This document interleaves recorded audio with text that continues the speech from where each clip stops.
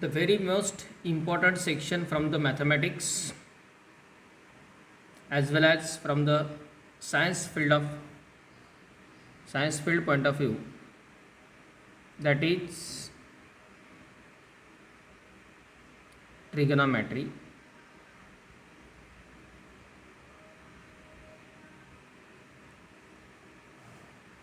Science फील्डमध्ये सगळ्यात जास्त यूज यासाठी आहे की जे मेजॉरिटीली जॅमेट्रिकल शेप्स आहेत, मेजॉरिटीली म्हणण्यापेक्षा almost all, they can be reduced in the form of triangle.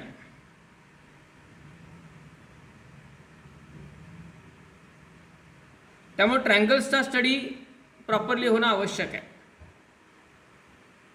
आणि ट्रायंगल हा स्मॉलेस्ट पॉलिगॉन आहे जो स्टडी करायला खूप इझी आहे, कन्व्हिनियंट आहे.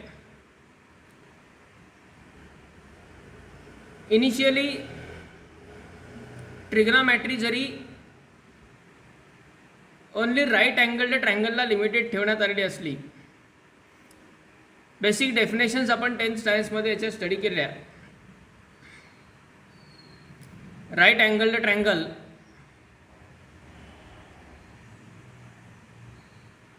राईट अँगल्ड ट्रायंगलच्या अँगल्स आणि साईड्समधलं रिलेशन देणारे trigonometric ratio,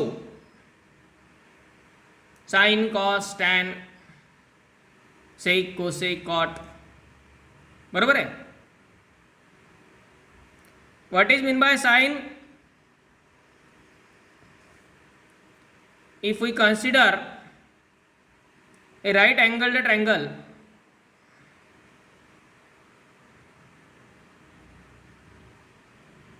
what is sine?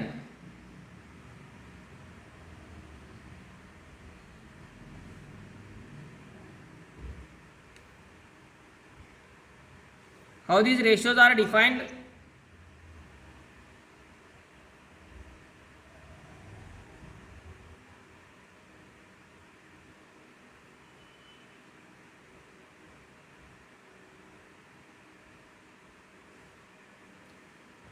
No one remember?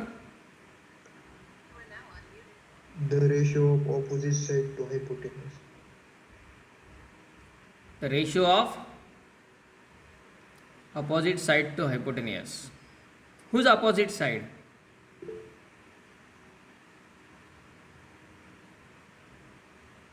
कोणाची opposite side?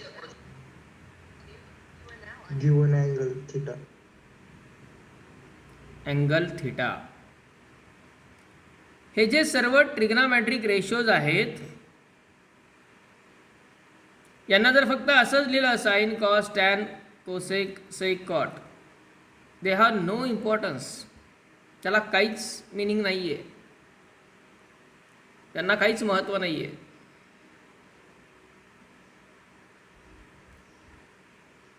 त्यांना इम्पॉर्टन्स कधी येतो? ज्यावेळी त्यांच्या समोर अँगल येतो तेव्हा. आता याला इम्पॉर्टन्स आहे. Sine theta, that theta is angle. थिटाऐवजी इतर नोटेशन्स पण असू शकतात काही. In general we use initially angle theta. जोपर्यंत अँगल येत नाही तोपर्यंत या कुठल्याच ट्रिग्नोमेट्रिक रेशोला काही इम्पॉर्टन्स नाही आहे. मेनली ट्रिग्नोमेट्री म्हटलं की सगळेजण यांच्यावरती फोकस करतात. 6 ट्रिग्नोमेट्रिक रेशो असतात वगैरे वगैरे वगैरे. पण त्या ट्रिग्नोमेट्रिक रेशोचं अस्तित्व ज्याच्यावर डिपेंड आहे तो आहे हा अँगल. सगळी ट्रिग्नोमेट्री याच्या भोवती फिरते आणि आपण विचार याच्यावरती करतो, आणि इथेच गडबड होतात सगळ्या. कारण आपल्याला आता from 11th standard point of view, 12th standard point of view, trigonometry ही फक्त राईट अँगल्ड ट्रायंगलमध्ये लिमिटेड ठेवायची नाही आहे. त्याला फॉर एनी ट्रायंगल पण यूज करता आली पाहिजे. त्याही फॉर्मॅटमध्ये जायचं आहे ज्याच्यावरून खऱ्या अर्थानं आपल्याला प्रॉपर्टीज ऑफ ट्रायंगल स्टडी करायचे आहेत. For any type of triangle we can use the trigonometry, तेही स्टडी करायचं आहे.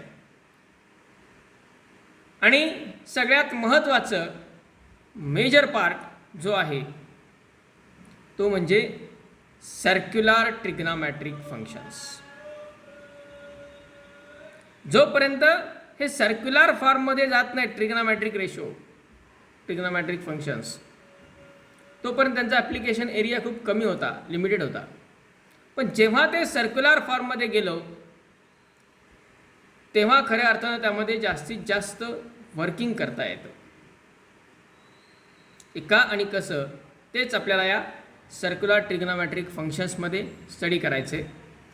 पण ह्या सगळ्यामध्ये महत्त्वाचा जो फॅक्टर आहे, महत्त्वाचा जो पॉईंट आहे तो म्हणजे अँगल. जेव्हा आपण साईनच्या समोर हा अँगल लिहू साईन थिटा, आता जर या राईट अँगल ट्रँगलच्या दृष्टीनं विचार केला तर थिटा नेमका कुठला घ्यायचा आहे, कुठला आहे, त्याच्यानुसार डेफिनेशन्स त्याच्या तयार होतील. बेसिक डेफिनेशन सेम राहतात, त्यात बदल नाही आहे, no doubt. Sine theta means opposite side upon hypotenuse. पण अपोजिट साइड कोणाची? या थिटाची. म्हणजे फॉर एक्झाम्पल आपण हा जर अँगल थिटा गृहीत धरला आणि हा राईट अँगल आहे, triangle is suppose A B upon A B C, then what is sine theta?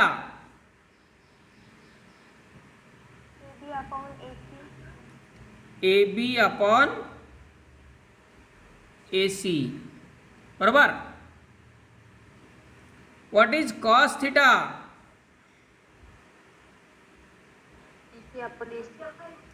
B C upon A C. What is tan theta?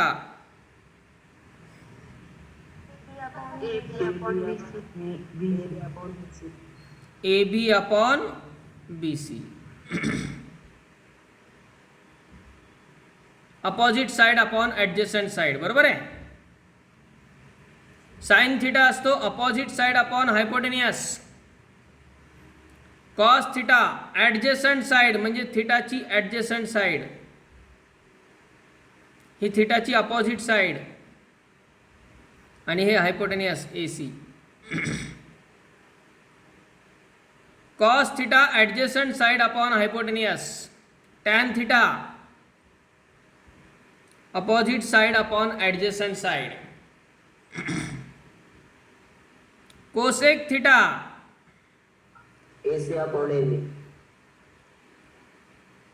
A C upon A B. Sec theta AC upon B, CF upon BC. A C upon BC. आणि cot theta BC upon AB. B C upon A B. AB. आता हे जे तिघजण आहेत, सेक, cosec आणि cot, हे या तीन जणांचे रेसिप्रोकल्स असतात, म्हणजे उलट भाऊ त्याला म्हणायचं.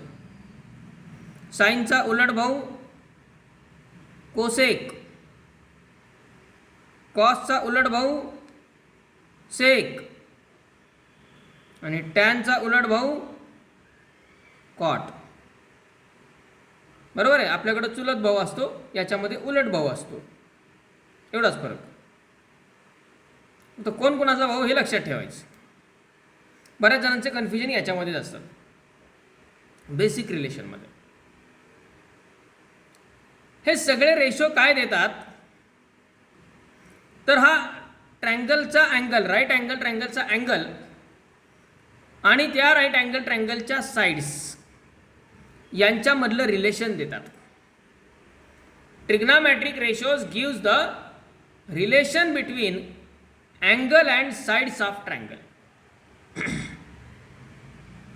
Relation between angle and sides of triangle. पण याच्यावरती आपल्याला वर्किंग करायला आणखी वेळ आहे. आत्ता जे म्हटलं की सगळी ट्रिग्नोमॅट्री पुढे सर्क्युलर फॉर्ममध्ये आपण कन्व्हर्ट करणार आहेत. ट्रिग्नॉमेट्रीचे सगळे रिझल्ट्स, सगळे कॉम्बिनेशन्स ज्याच्या भोवती फिरतात, जो त्याची मुख्य सेंट्रल थीम आहे तो म्हणजे हा अँगल. हा अँगलच नसला तर या रेशोजला काही इम्पॉर्टन्स नाही आहे. आणि तो अँगल जसजसा बदलत जाईल तसतसे आता ट्रिग्नॉमेट्रीचे नवनवीन फॉर्म्युले, नवनवीन रिझल्ट डेव्हलप होत जाणार आहेत. म्हणून आपला आता मुख्य फोकस सध्या आपला ठेवायचा या अँगलवरती. आणि म्हणून ट्रिग्नॉमेट्रीमधला पहिला पार्ट जो आहे तो आहे अँगल्स अँड मेजरमेंट्स. आता पूर्वीच्या कंटेंटमध्ये अँगल्स अँड मेजरमेंट नावाचा सेपरेट टॉपिक होता. 4 सेपरेट टॉपिक होते ट्रिग्नॉमेट्रीचे. पहिला अँगल्स अँड मेजरमेंट, दुसरा ट्रिग्नॉमेट्रिक रेशोज अँड आयडेंटिटीज, फक्त आयडेंटिटीज आणि रेशोज याच्यावरती एक टॉपिक. नंतर मग फॅक्टरायझेशन फॉर्म्युले, प्रोडक्ट फॉर्म्युले असा तिसरा टॉपिक. आणि चौथा प्रॉपर्टीज ऑफ ट्रँगल नावाचा टॉपिक. असे 4 टॉपिक होते. त्यानंतर त्याला 3 टॉपिकमध्ये कन्व्हर्ट करण्यात आलं. म्हणजे प्रॉपर्टीज ऑफ ट्रँगल हा टॉपिक मर्ज केला, चौथा टॉपिक तिसऱ्यामध्ये. कंटेंट कमी कुठेच नाही केला. आता रिवाइज्ड पार्टनुसार 2 भागामध्ये ट्रिग्नॉमेट्री डिवाइड करण्यात आली आहे. 2 टॉपिक, एक म्हणजे ट्रिग्नॉमेट्री 1 आणि दुसरा म्हणजे ट्रिग्नॉमेट्री 2. 4 टॉपिकचे 2 टॉपिक झाले. पण टॉपिक जरी संख्या कमी झालेली असली तरी त्यातला कंटेंट बदललेला नाही आहे. पहिल्या टॉपिकच्या 2 एक्झरसाईज, दुसऱ्या टॉपिकच्या 4 एक्झरसाईज मिळून एकच टॉपिक केला 6 एक्झरसाईजचा. काहीच कंटेंटमध्ये कमी जास्त नाही आहे. ओके, यातला पहिला सेक्शन तो म्हणजे अँगल्स अँड मेजरमेंट्स. ज्याच्यामुळं राईट अँगल ट्रँगलमधली ट्रिग्नॉमेट्री आपण सर्क्युलर फॉर्मच्या ट्रिग्नॉमेट्रीमध्ये कन्व्हर्ट करणार आहेत. That is angles and measurement. कारण ट्रिग्नॉमेट्री म्हटलं की सगळ्यांना फक्त ते रेशो आठवतात, नो डाऊट ते आठवायलाच पाहिजेत. पण खरं वर्किंग जे आहे, कन्सेप्ट जे आहेत ते इथून सुरू होतात ट्रिग्नॉमेट्रीच्या. Angles and measurement. What is mean by angle?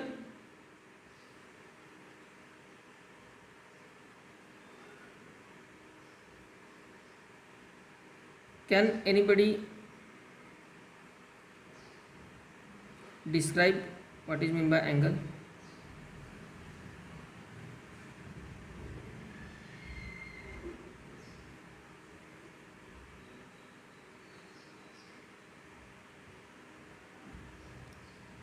Combination of 2 rays with common end point. Okay. Somewhat correct आहे. काही एक्सटेंटमध्ये मायनर त्याच्यामध्ये एरर आहे. It is combination of 2 rays, that is correct. We can also call it as union of 2 rays, but not with common end point. It is with common initial point.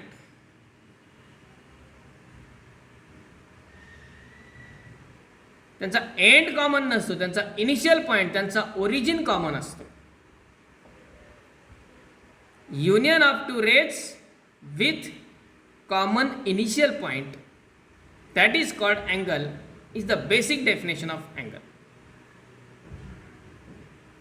2 rays, what is mean by ray? Segment म्हणजे काय माहिती आहे आपल्याला, line म्हणजे काय माहिती आहे. What is ray?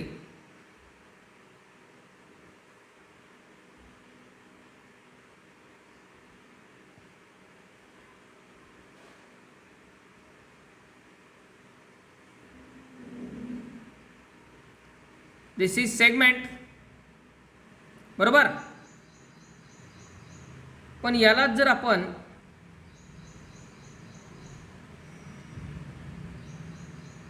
या प्रकारे एका डायरेक्शननी ॲरो दिला, दिस इज कॉल्ड रे. बरोबर आहे. आणि जर दोन्ही डायरेक्शननी ॲरो दिला तर लाईन होणार. सेगमेंट, रे आणि लाईन तिन्ही मधला difference. This one is segment,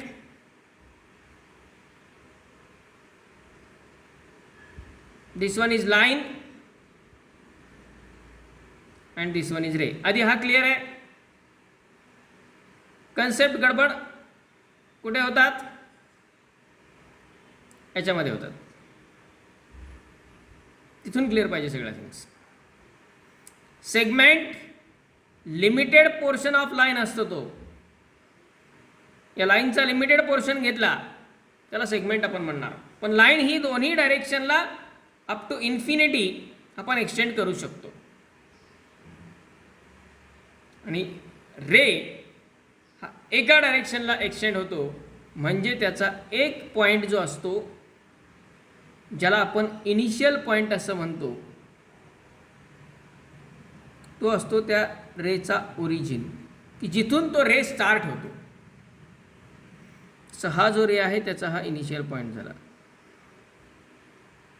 okay, got this. त्यानंतर आता अँगल म्हणजे काय? The union of two rays with same initial point. म्हणजे इथं आणखी एक रे काढला आपण.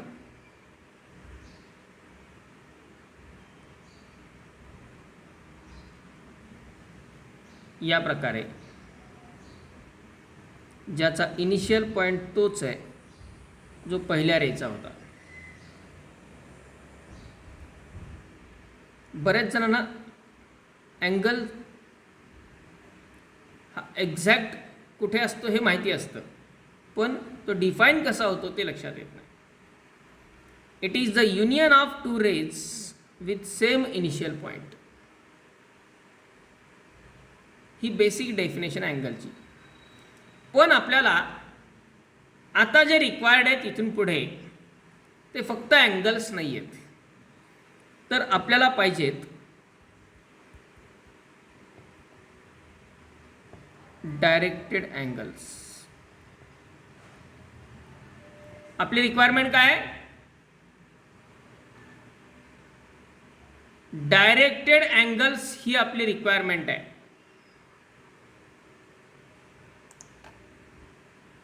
So what is the mean by directed angles?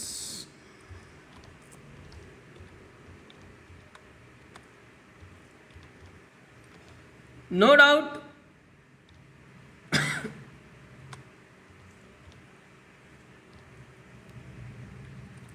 Directed म्हटलंय म्हणजे तिथं डायरेक्शनला काहीतरी इम्पॉर्टन्स असणार. बरोबर आहे. डायरेक्टेड अँगल म्हटलंय म्हणजे त्याला डायरेक्शनला इम्पॉर्टन्स असणार त्याच्यामध्ये.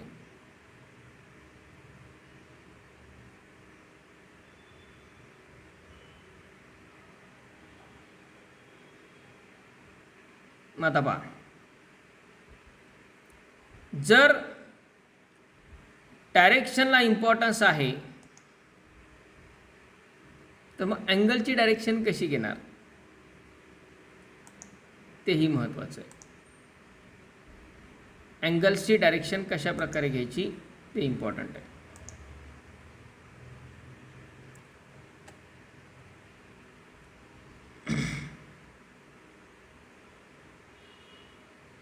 Now see here, in case of directed angle, याच्यामध्ये इनिशियली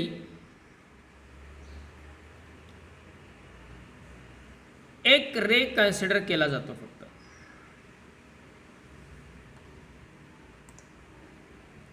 आणि तो रे म्हणजे त्याला आपण म्हणणार, हा आहे सपोज एक रे, हा त्याचा initial point. It is called initial ray. It is called initial ray. तो पहिला रे. आता जो दुसरा रे असतो ऑब्वियसली त्याचा इनिशियल पॉइंट इथेच असणार.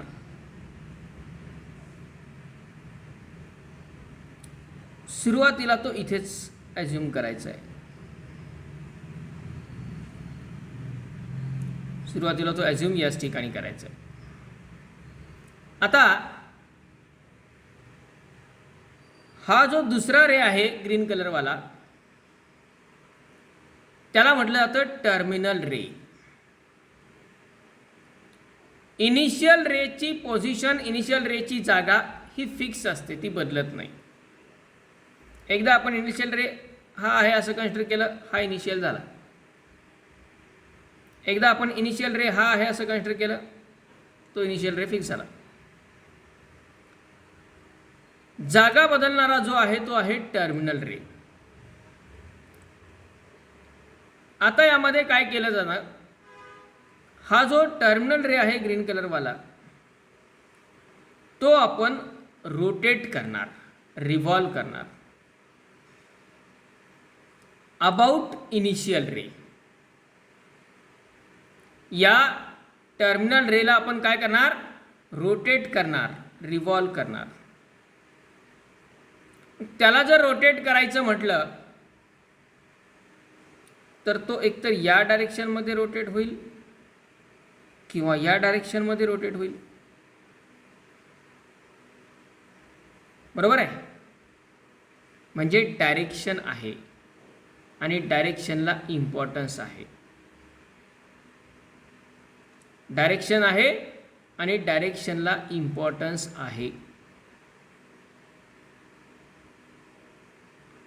फर्स्टला पार्ट लक्षात आला, काय सांगितलं आहे ते की अँगलला डायरेक्शन आपला विचारात घ्यायची आहे, डायरेक्टेड अँगल आपला विचारात घ्यायचा आहे. मग आता यामध्ये हा इनिशियल रे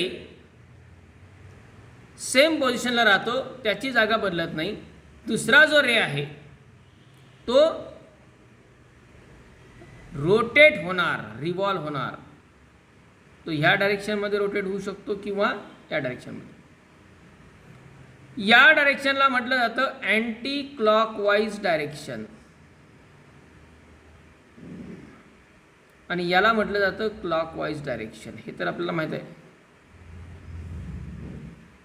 म्हणजे अँगलसाठी दोन डायरेक्शन्स पॉसिबल आहेत, दोन डायरेक्शन्स अवेलेबल आहेत. एक म्हणजे अँटी क्लॉकवाईज डायरेक्शन आणि दुसरी म्हणजे क्लॉकवाईज डायरेक्शन. ज्या डायरेक्शनमध्ये आपण अँगल किंवा टर्मिनल रे रोटेट करणार, रिव्हॉल्व करणार, ज्या डायरेक्शनमध्ये आपण टर्मिनल रे रोटेट करणार किंवा रिव्हॉल्व करणार त्याच्यावर डिपेंड आहे त्या अँगलची व्हॅल्यू, की तो अँगलचं मेजरमेंट काय घ्यायचं, कसं घ्यायचं ते. म्हणून या अँगलला म्हणायचं डायरेक्टेड अँगल. मग आता यामध्ये रोटेशन किंवा रिव्हॉल्व करणे हे आपण कसं एक तर इमॅजिन पण करावं लागेल तुम्हाला. Just minute.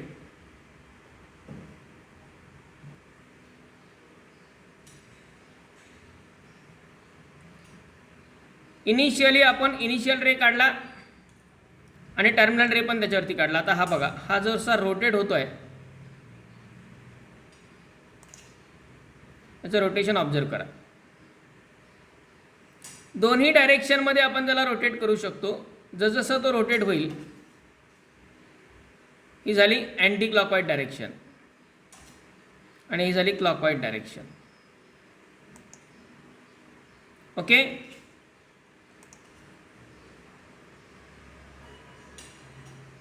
दोन डायरेक्शन्स कळाल्या.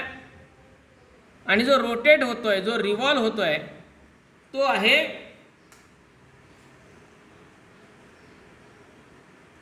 टर्मिनल रे. जो रोटेट होतोय, रिव्हॉल्व होतोय तो आहे टर्मिनल रे. बघा, जसजसं त्याचं रोटेशन वाढेल तसतसं अँगल वाढत चालला आहे, अँगलचं मेजर वाढत चाललं आहे.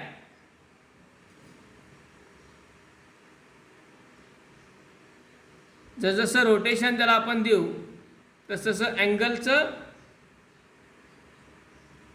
मेजरमेंट वाढत चाललं आहे. 90 डिग्री, नंतर 180 डिग्री, आणि पुन्हा 180च्याही पुढे 360 पर्यंत.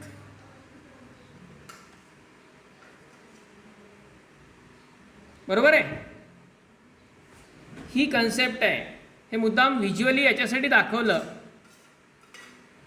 की इमॅजिन करण्यापेक्षा हे पाहून क्विकली लक्षात येतं की नेमकं डायरेक्टेड अँगलची कन्सेप्ट काय.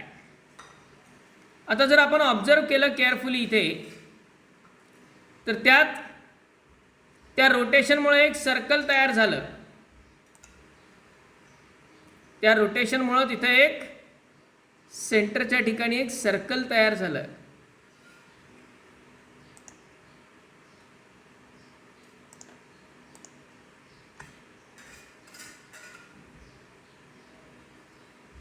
बरोबर आहे.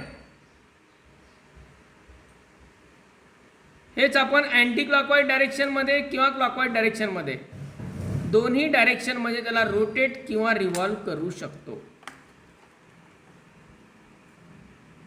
दोन्ही डायरेक्शनमध्ये जेव्हा कधी आपल्याला अँगल ड्रॉ करायचा आहे किंवा अँगल डिस्क्राईब करायचा आहे डायरेक्टेड अँगल, तेव्हा इनिशियल रे आणि टर्मिनल रे या दोन थिंग्स महत्त्वाच्या.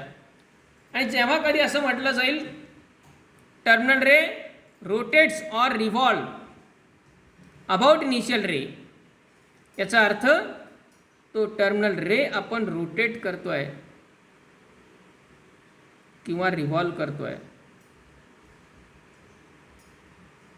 हा एक रे आहे असं कन्सिडर करा.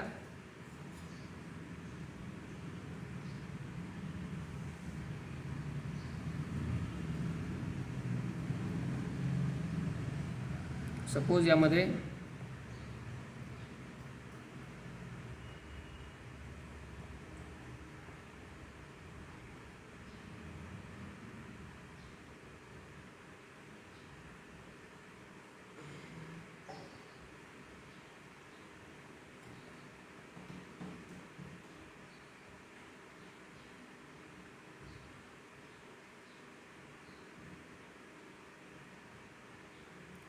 ऑब्जेक्ट येत नाही आहे.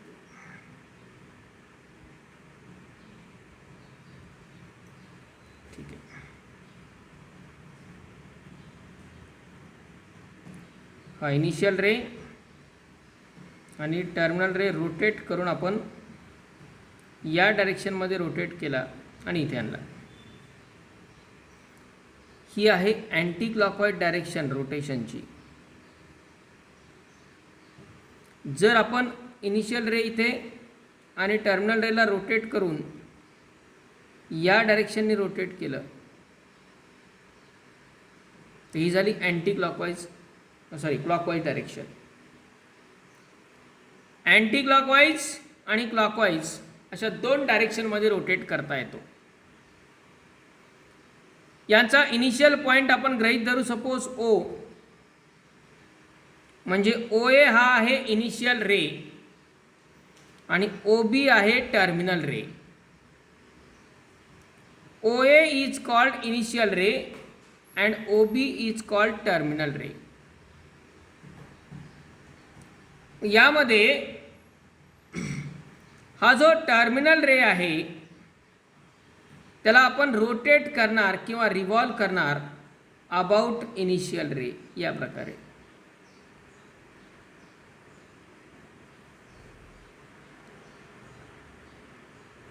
किंवा या प्रकारे. So when a terminal ray rotates or revolves about the initial ray, then the angle formed is called directed angle. No doubt it is union of two rays अँगलची बेसिक डेफिनेशन नाही बदलत आहे आपण. युनियन ऑफ टू रेज, पण आता त्या दोन्ही रेला आपण स्पेसिफिक नाव दिलं. एक इनिशियल रे ज्याची पोझिशन फिक्स, आणि दुसरा टर्मिनल रे जो आपण रोटेट करतोय, रिव्हॉल्व करतोय. When terminal ray rotates or revolves about initial ray, the union of these two rays forms a directed angle. याला डायरेक्टेड का म्हटलं जातं? Whenever terminal ray rotates or revolves about initial ray in anti-clockwise direction, then the measure of angle is taken to be positive. जेव्हा कधी तो terminal रे आपण anti clockwise डायरेक्शनमध्ये rotate करतो, तेव्हा त्या अँगलचं मेजरमेंट घ्यायचं असतं positive. And whenever terminal ray rotates or revolves about initial ray in clockwise direction, then the measure of angle is taken to be negative.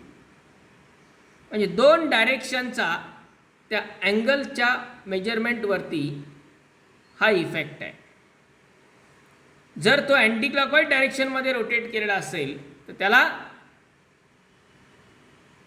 Positive घ्यायचं, आणि जर क्लॉकवाईज डायरेक्शनमध्ये रोटेट केलेला असेल तर त्याची व्हॅल्यू निगेटिव्ह घ्यायची.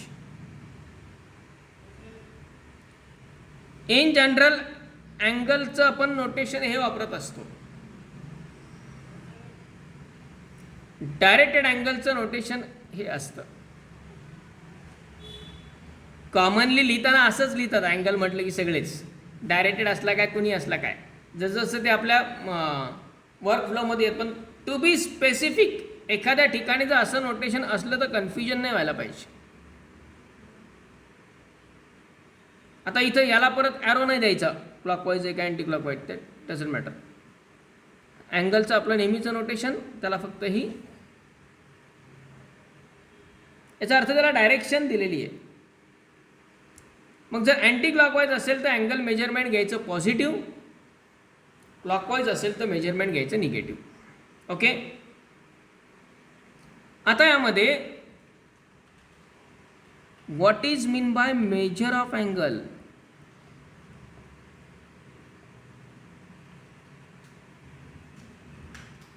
कुठल्याही अँगलचं मेजरमेंट, कुठल्याही अँगलचं माप म्हणजे नेमकं काय?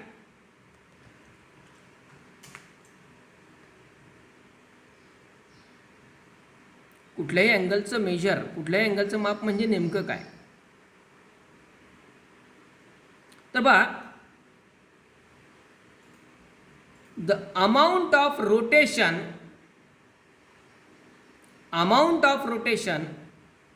Given to the terminal arm, त्या रेलाच आर्म असं पण म्हटलं जातं कारण हे दोन त्याचे आर्म्स आहेत. The amount of rotation given to the terminal ray about initial ray gives the measure of angle. म्हणजे टर्मिनल रे याला आपण इनिशियल रेच्या भोवती किती रोटेट करतोय त्याच्यावर डिपेंड आहे त्या अँगलचं मेजरमेंट. म्हणजे फॉर इन्स्टन्स हा इनिशियल रे आहे आणि हा टर्मिनल रे आहे, दोन्ही मधला अँगल किती? सध्या त्या अँगलचं मेजरमेंट किती? 0. ओके.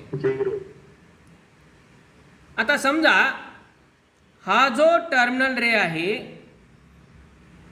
त्याला मी रोटेट केलं आणि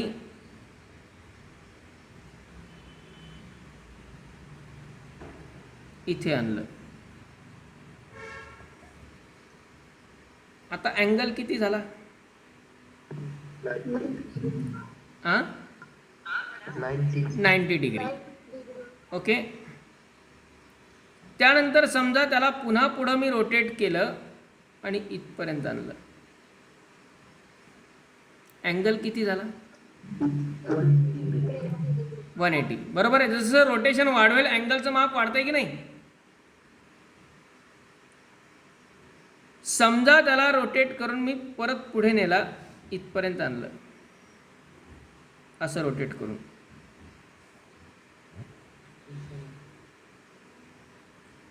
$270. 270 डिग्री झाला. आणि पुन्हा रोटेट करून इथपर्यंत आणलं,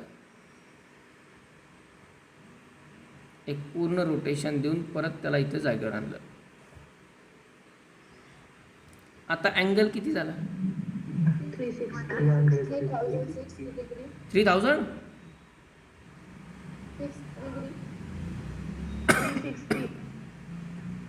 360. बरोबर आहे. आता बघा, सुरुवातीला हा इनिशियल रे, हा टर्मिनल रे, अँगल होता 0 डिग्री. पुन्हा तीच पोझिशन आली, पण अँगल किती? 360 डिग्री झाला. का? Amount of rotation. सुरुवातीला हा इनिशियल रे होता, हा टर्मिनल रे होता, दोघंही जागेवरच होते. हा निघालाच नव्हता. निघालाच नव्हता म्हणजे रोटेशन नाही. रोटेशन नाही म्हणजे रोटेशन, अमाऊंट ऑफ रोटेशन 0. आणि अमाऊंट ऑफ रोटेशन 0 म्हणजेच त्या अँगलचं मेजर होतं 0. पण नंतर तो पूर्ण एक चक्कर मारून आला, राऊंड मारून असा, आणि परत जागेवर बसला. आता आपण म्हणणार का अँगल 0 आहे म्हणून? नाही म्हणणार, कारण त्यानं काहीतरी डिस्टन्स ट्रेस केलंय आणि ते डिस्टन्स ट्रेस करून मग तो परत जागेवर येऊन बसलाय. मग आता हा अँगल किती झाला? 360 झाला. हे प्रोव्हिजन याच्यामध्ये नव्हतं. जो आपला बेसिक फक्त अँगल आपण म्हणतो त्याच्यात हे प्रोव्हिजन नव्हतं. त्याच्यामध्ये हा अँगल समजा किती दिसतोय, असं गृहीत धरा की हा 30 डिग्री आहे. बरोबर. पण त्याला आपण डायरेक्टेड अँगलच्या कन्सेप्टनुसार जर विचार केला की हा इनिशियल रे आहे आणि हा टर्मिनल रे आहे. आता समजा असं इमॅजिन करा की हा टर्मिनल रे इथून पुढे आपण परत रोटेट केला आणि रोटेट करून परत त्याच जागेवरती आणला. आता अँगल किती झाला?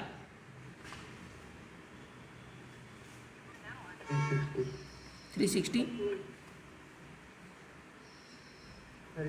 म्हणजे हा पण 360 आणि हा पण 360. परत त्याच जागेवर म्हणजे परत इथेच आणला. 390. पूर्ण एक रोटेशन देऊन परत इनिशियल पोझिशनला नाही आणला, या जागेवरती आणला.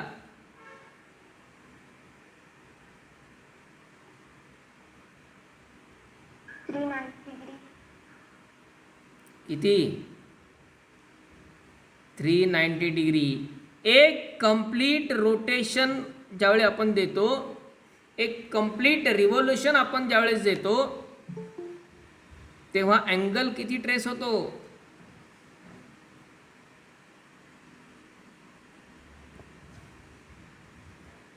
बरोबर आहे.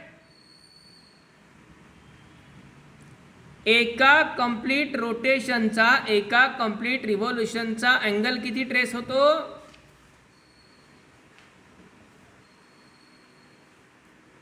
360 डिग्री. बरोबर आहे. मग आता हे ऑलरेडीच 30 डिग्री गेलेलं आहे आणि तिथून पुढं त्याला एक रोटेशन दिलं आहे. म्हणजे आधी तो इथून इथपर्यंत 30 डिग्रीपर्यंत गेला आणि तिथून पुढे त्याला परत एक रोटेशन देऊन त्या जागेवरती आणला आहे. म्हणजे त्यानं ट्रेस केलेलं एकूण डिस्टन्स किती झालं? 360 डिग्री प्लस 30 डिग्री म्हणजे टोटल डिस्टन्स कव्हर्ड किती झालं? 390 डिग्री झालं. बरोबर आहे.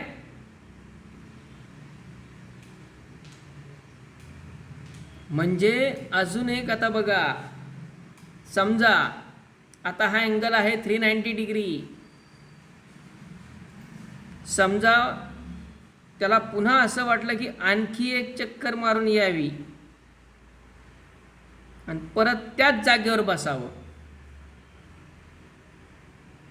आता तयार झालेला अँगल किती? 360. 750. हां 750.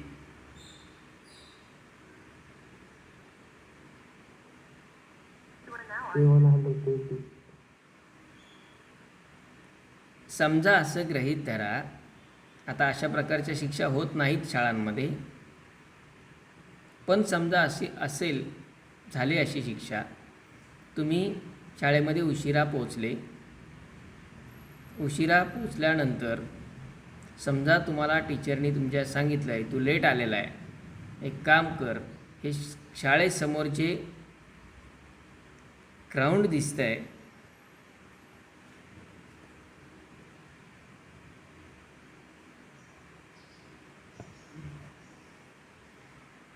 हां इथे तुम्हाला ते टीचर भेटले, सांगितलं तिचा तू लेट आलाय, या ग्राउंडला एक 10 चक्कर मारून ये. 10 राऊंड मारायचे पळत पळत असं सांगितलं. आता समजा असं घडलं, तुमचा एक राऊंड पूर्ण झाला, दुसरा राऊंड पूर्ण झाला, तिसरा राऊंड पूर्ण झाला, असं करत करत तुम्ही 10 राऊंड पूर्ण केले आणि 10 राऊंड पूर्ण करून टीचर तिथेच थांबले, तुम्ही आले. जर तुम्हाला ते टीचर असं म्हटले, अरे तू अजून निघालाच नाही, तू इथंच आहेस, तू काहीच डिस्टन्स ट्रेस नाही केलं, तू काहीच राऊंड नाही मारले, तू डिस्टन्स जे ट्रेस केलं ते 0 झालं, चालेल का? नाही. चालायला पाहिजे ना. तुम्ही जिथून निघाला तिथंच परत आलात की.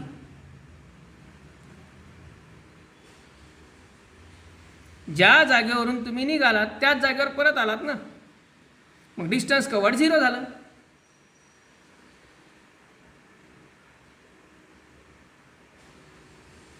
डिस्टन्स कव्हर्ड 0 झालं, पण डिस्प्लेसमेंट 0 झाली का? नाही. डिस्प्लेसमेंट 0 झाली. डिस्टन्स काहीतरी डिस्प्लेसमेंट 0 झाली, डिस्टन्स 0 नाही झालं.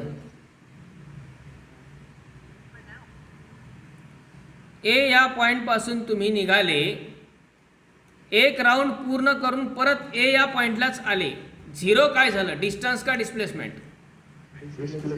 डिस्प्लेसमेंट.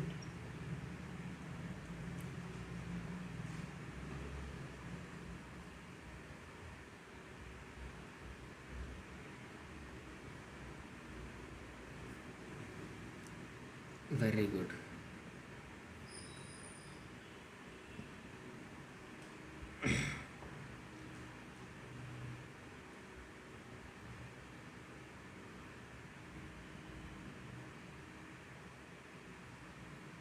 फिजिक्स हा विषय आहे ना सगळ्यांचा.